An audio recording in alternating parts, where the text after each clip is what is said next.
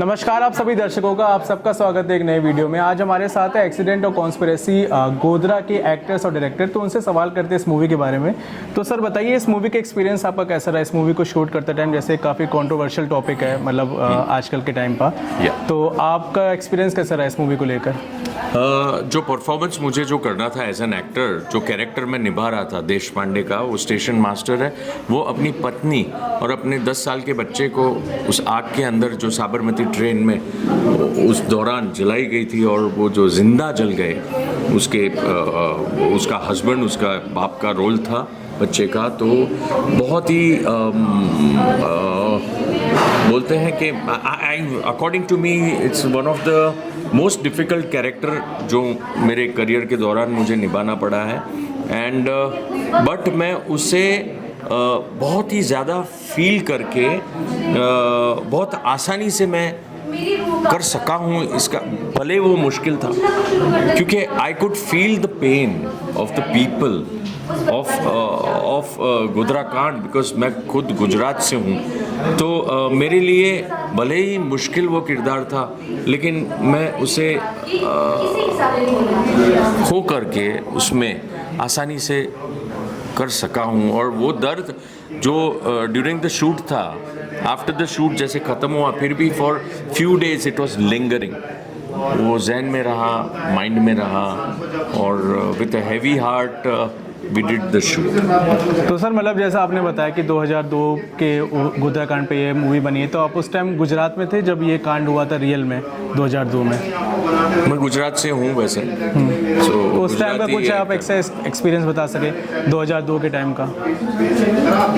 उसमें तो यही चीज़ हो रही थी, सब शक की निगाह से एक दूसरे को देख रहे थे, सब यही सोच रहे थे कि ये किसके साथ है, ये क्या कर रहा है, ये कौन है, ये यानी बहुत ही गलत इंप्रेशन के साथ लोग जी रहे थे।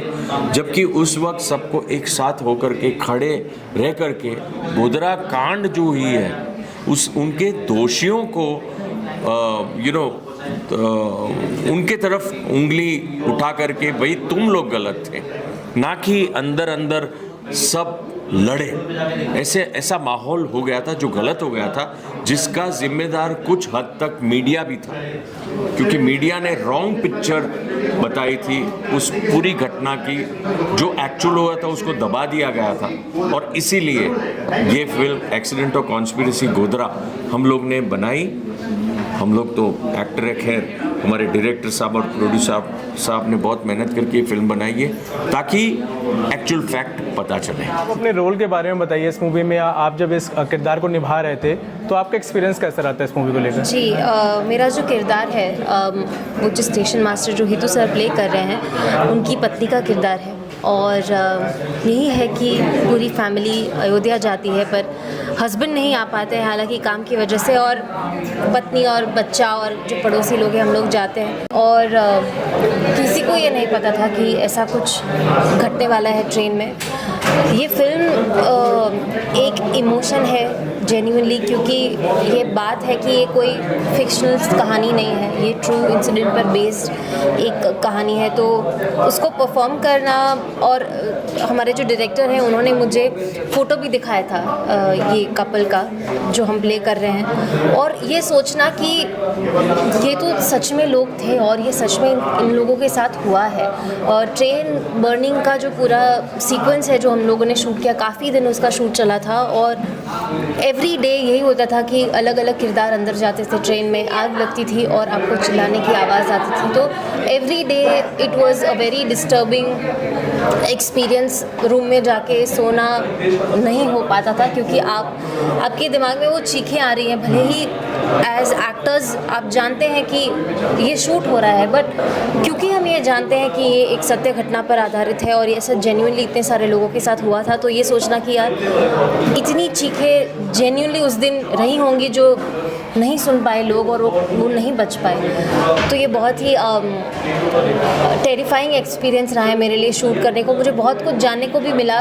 जैसे 2002 में मैं बहुत छोटी थी, तो जैसे जैसे बड़ी हो रही थी मैंने भी गुजरात राइट्स के बारे में बहुत कुछ सुना था। गुजरात गोधरा कांड जो बोलते हैं उसके बारे में मुझे इतना कुछ नहीं पता था। तो ये फिल्म के ज़रिए मुझे भी बहुत सारे फैक्ट्स जानने को मिले, मैंने खुद भी पढ़े हैं और डायरेक्टर ने जिस तरीके से स्क्रिप्ट लिखी है उसमें भी वो मौजूद हैं। तो I also myself have got to know so much about Godhra कांड, जो कि मुझे गुजरात में रहते हुए भी नहीं पता था। तो यस, कंट्रोवर्शियल टॉपिक बनाने में आपको क्या क्या चैलेंजेस है? जैसे बहुत सारे लोग नहीं चाहते होंगे कि लोगों के सामने ये इस साइड ऑफ स्टोरी भी आए, तो उसके बारे में अगर आप कुछ बता सकें तो। चैलेंजिंग तो आता है क्योंकि ये टॉपिक ही बहुत बड़ा चैलेंजिंग है। जैसा कि सर ने भी कहा था कि ये 22 साल लगे हमें लाने में, क्योंकि एक ऐसा टॉपिक है जो कोई बात ही नहीं करना चाहता इस टॉपिक पे। हालांकि हम जब रिसर्च कर रहे थे तो भी बहुत कम लोग थे जो इसके बारे में बताने के लिए रेडी थे। जब हम कुछ विक्टिम फैमिली से मिले, जो कार सेवक की फैमिली जो मारे गए थे ट्रेन में, उनके फैमिली से मिला तो घंटों हम बैठे रहते थे लेकिन बातें नहीं हो पाती थी। लेकिन वो घंटों साइलेंस, एक खामोशी ऐसी थी, आंखें नम थी, जो हज़ारों सवाल हमसे, हमारे समाज से, हमारे मीडिया से पूछ रही थी कि कहाँ थे आप। कि जब गुजरात दंगे के बारे में बात आती है तो गोधरा कांड गुजरात दंगे को याद करते हैं, कभी 59 लोगों के बारे में याद नहीं किया जाता है। ये टीजर में, एक ट्रेलर में सर का भी डायलॉग है, 59 कार सेवक चल गए, उनमें से एक का भी नाम जानते हैं। शायद आप अभी गूगल भी करेंगे तो बहुत मुश्किल से आपको मिल पाएगा वो। तो ये फैक्ट लाना बहुत ही ज़रूरी था और हम बहुत लेट हैं, बहुत पीछे हैं। ऐसी सच्चाई को लाना बहुत, क्योंकि है ना, उससे छवि भी ख़राब होती है क्योंकि हमें गलत इन्फॉर्मेशन मिलता है। और यहाँ तक कि गोधरा में बहुत सारे बच्चे, उन्हें भी नहीं पता ये चीज़ें कि सच क्या था, ये घटना पहले हुई थी या बाद में हुई थी। तो ये सच को लाना बहुत अहम है और ऐसी घटना कभी नहीं होनी चाहिए। ये समाज के लिए गलत है, देश के लिए गलत है, किसी के लिए भी गलत है। और कोई भी अगर मरता है तो इनोसेंट लोग ही मारे जाते हैं। और फिल्म का पर्पस यही है कि सच्चाई को सामने रखना। और ये फिल्म बहुत इमोशनली है, बहुत ही बारीकी से काम किया गया इस फिल्म में और ऑडियंस के साथ बहुत उन्हें अच्छा लगेगा फिल्म को देखकर, क्योंकि वो इमोशन बिल्कुल ट्रूली प्रेजेंट किया गया पर्दे पे।